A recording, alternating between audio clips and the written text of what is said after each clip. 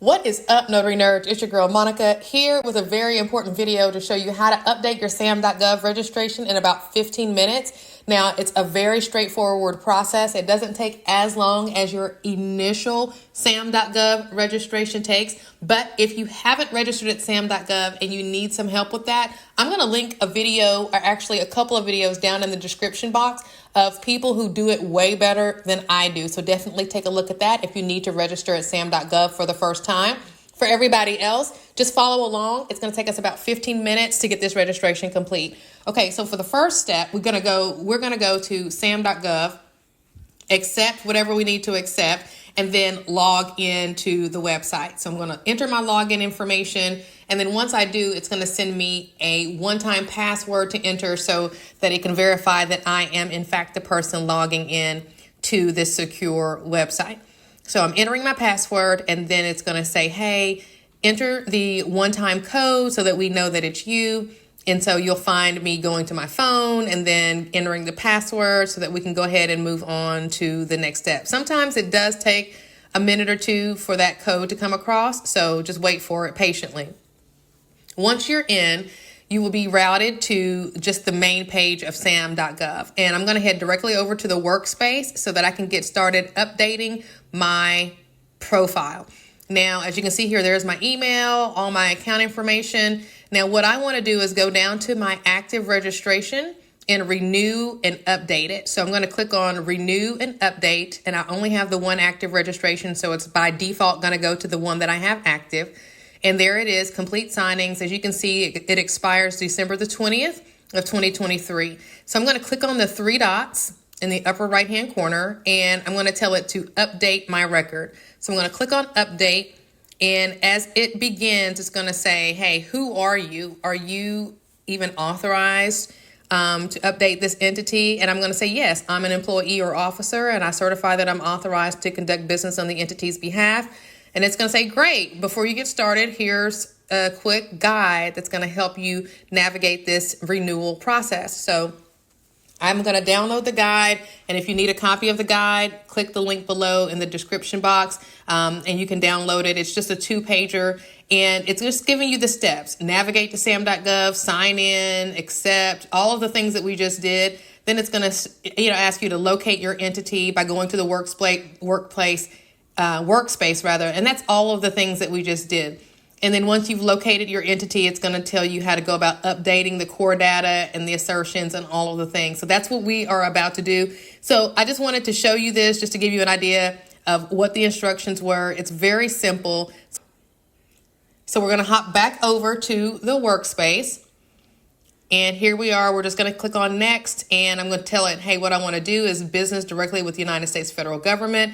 Select the answer that best fits your intentions today. Initially, I was just thinking about applying for federal financial assistance, but I was like, wait a minute, no. I'm actually wanting to bid on a federal procurement opportunity as a prime contractor. So I just decided that was the best answer. And I'm going to click on next. And it's asking me who required that you put your entity in SAM.gov. And initially, I was like, the federal government requires me to do this if I want to apply. But that's not really the case. I decided on my own to apply. So I'm going to hit that and hit next. Then I'm going to go and talk about the entity registration information and update that. So it's going to ask you, what would you like to update? I would like to update or renew my entire entity registration. So I'm going to make sure I click the appropriate button. And then from there, I'm going to click on next. Now it's going to tell me, hey, you have options here. Do you want to just go after financial assistance, or do you want to go after all awards? And in my case, I want to make sure all awards is still the selection. As you can see, it's the current selection. So I'm not going to change that. I want to be able to bid on federal contracts. I want to be able to apply for federal grants and loans. I want to do all of the things. So I'm just going to hit next. And it's telling me, hey, we are looking for your entity. So just hold tight. We're looking for an entity that matches you, and we will pull it up just as soon as we find it. And here it is. Complete Signings, LLC. There's my cage code. There's my address. And if I needed to edit my cage code, why I would, I don't know, but it gives you a button for you to be able to do that. So that's my entity. So now the next step is just to go ahead and hit next at the bottom so we can get this process started. So it says you are, we're confirming the need for you to do this. So they're saying, you're going to have to do several sections of updates, review current registration information, and it's saying, make sure everything is right. And I'm going to say, this is my entity's correct legal business name and address, and I can provide documented proof. And then I'm going to hit next. Then it's going to ask me if I want this information included in a public search. So that means that all of my registration status, legal business name, everything will be accessible through a public search. And I'm like, yes, that's fine. And it does give you a heads up that if you choose not to include this in a public search, that certain entities may not be able to find you. So that's important to note. So I'm going to click on continue registration, and I'm going to go to the next section, which is where the fun begins. And we actually get to start doing the verifications of the information that we already put in here. So if you already have an existing SAM.gov profile, again, this is not going to take a long time. It should be pretty straightforward. There's just a few edits that you'll need to make. So I'm going to scroll through here, make sure everything is as it should be. The address is correct. Notice that my mailing address is different. I'm sorry, that's not the one I wanted to show you. It's going to be the taxpayer address. I'll show you when we get to it. So this is the consent page where it's going to say, hey, do you authorize the ITIN? I'm sorry, the taxpayer identification number, not ITIN, but TIN match authorization. And I'm like, yes, that's fine. We are going to use my EIN to verify my tax identification information for my entity. This is what I was talking about earlier. The taxpayer address is different from my business address. A lot of times you will get hung up in your initial registration on SAM.gov. If you put your business information here, this actually should be the address that you're using on your tax return. And I just updated the tax year to the most current tax year. So initially it said 2021, but I input 2022 because that's the most current tax year. I'm going to enter the one-time password that it gives me. Again, there's several checks and balances throughout this process to make sure you are you. And so be prepared to have your cell phone right there handy when you're doing this update process. So now it's going to ask me about the ownership details. I'm going to go through here and say nobody else owns my company but me. It's going to ask me if I am a successor to a predecessor that held a federal contract grant or grant within the last 3 years. No, that's not the case. And I'm going to hit save and continue. It's going to ask me some general information about my business, and it's going to, just look at it, see if there's anything that needs to be updated. It's going to ask me for the security level. I notice that nothing is selected, so I'm going to make sure that I make a selection here and put not applicable. So that's not applicable for the security level or the highest employee security level. So I'm going to scroll through, kind of reading over things just to make sure everything has an answer. And it says, does your entity qualify as any of the following institution types? And I'm going to put not applicable. And it's going to ask you, am I certified by any state certifying agency? Not currently, but we're going to talk about that in a different video because I'm about to engage in that on the state level. Organization factors, limited liability company, that's what I am. Entity structure, corporate entity, that's not tax exempt. I have to pay taxes. And profit structure is a for-profit organization. So you're just scrolling through this just to make sure that everything is answered appropriately based on your current business's situation. It's going to ask me what type of socioeconomic categories my business falls within. And I'm going to, as you can see here, just verify that the things that are already selected are still in place. And that's woman-owned small business. It's going to ask, it says something about economically disadvantaged woman-owned small business, which I am now certified by the SBA as an economically disadvantaged woman-owned small business. But when I clicked on the box, it kind of gave me a little bit more detail that said that I needed to only check that box if I was a part of a joint venture, and I'm not. So I'm going to leave that alone and uncheck that. Minority-owned business, yes, I am a Black American, so I selected that box. So then it's going to go over to the financial information. It already has the information I put when I registered, which is my banking information.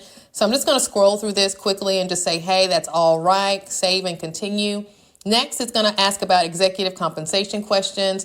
And is your business or organization's proceeding completed fiscal year? Did your business or organization receive both of the following: 50%, 80% or more of your business from government contracts or so many millions of dollars? The answer was no. Is your business or organization represented by a unique entity ID on this registration, including responding to the da-da-da-da? No, it's not. Next. And again, like some of the stuff I've already read in detail. So if you're wondering why I'm going so fast and not really reading through it thoroughly, it's because at the initial registration of my entity, I did read through this and it took me a long time. So if you are doing it for the first time, expect to spend about 45 minutes to an hour getting your entity registered at SAM.GOV for the first time. Now I'm clicking on this small business dynamic search just so you guys can see this website. This website, we're going to do a whole video a separate video on that, on the DSBS profile. You absolutely need to do that. It's very important. And it's just going down here to show me the different designations that my entity has associated with it. And as you can see, the SBA certifications are both there for a woman-owned small business as well as the economically disadvantaged woman-owned small business.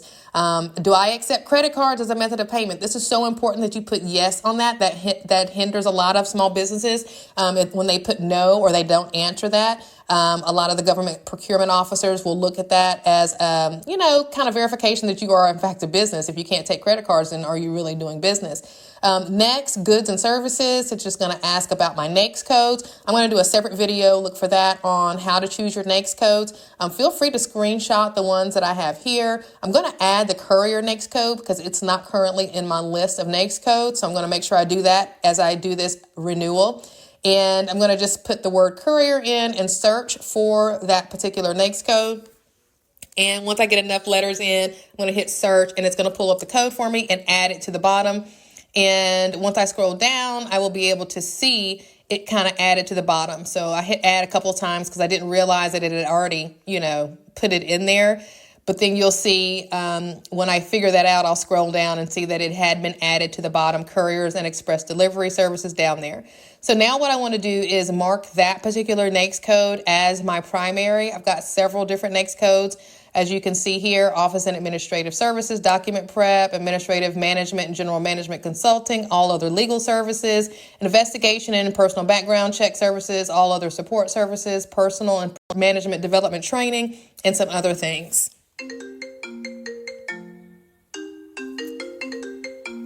Okay, sorry about that. A call came in while I was making this recording. So now we're going to hit save and continue and get back over to the confirmation for the size and metrics of the business. It's going to ask me about annual receipts. Well, at the time, annual receipts for complete signings was about 205,000. They have gone down slightly. So I'm going to make that update here now. And 161,000 is what we were at with the rising interest rates. Notary Nerds has kind of seen a decrease like all other businesses in the notary space. So we have to update that. And it gave me a little heads up that, hey, there was an error because I didn't update both fields. So now that those are both updated, I'm going to go over to the EDI information and it's asking, do I wish to update my EDI information? And no was the answer before. No is the answer now. Do I wish to be included in the disaster response registry? Yes, I do. I left most of this information the same as previous. And again, I'm not going through and rereading everything because again, I spent 45 minutes to an hour doing this initially, and I just want to go back and update those necessary things. Those are my NAICS codes. If you guys want to take a screenshot, this would be a perfect time to do that.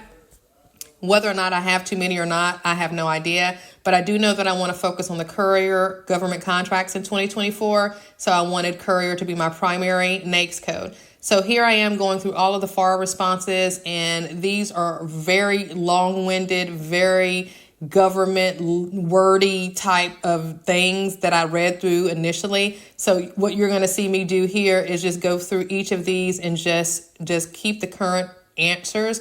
And I'm just scrolling through it so you can kind of get an idea of what's included. I don't need to add a new joint venture entity. So I'm just going to scroll down and hit save and continue and keep things moving.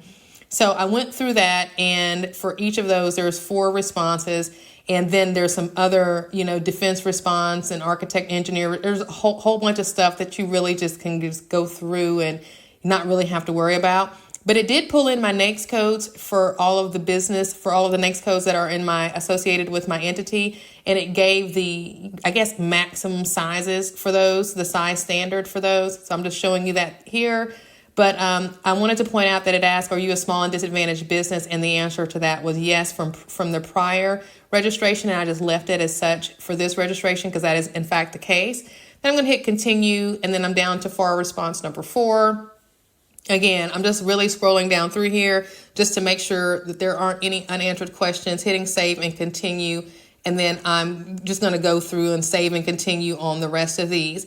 Now, this process took me about 14 minutes altogether to get done with. There's some other things that I went through that you don't see here, but again, it was just me hitting save and continue for most of it. But at the end of the day, you have to do this once a year. And in doing so, you keep your business up to date.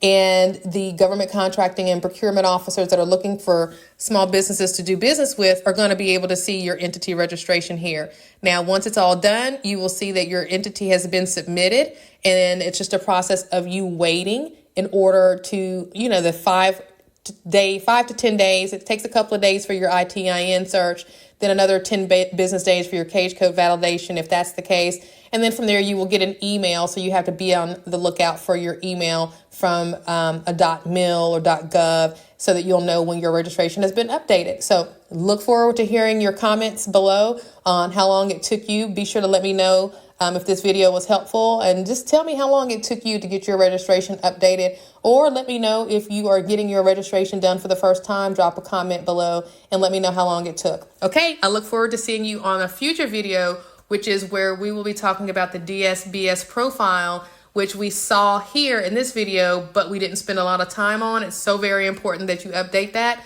as a part of your registration. Talk to you soon.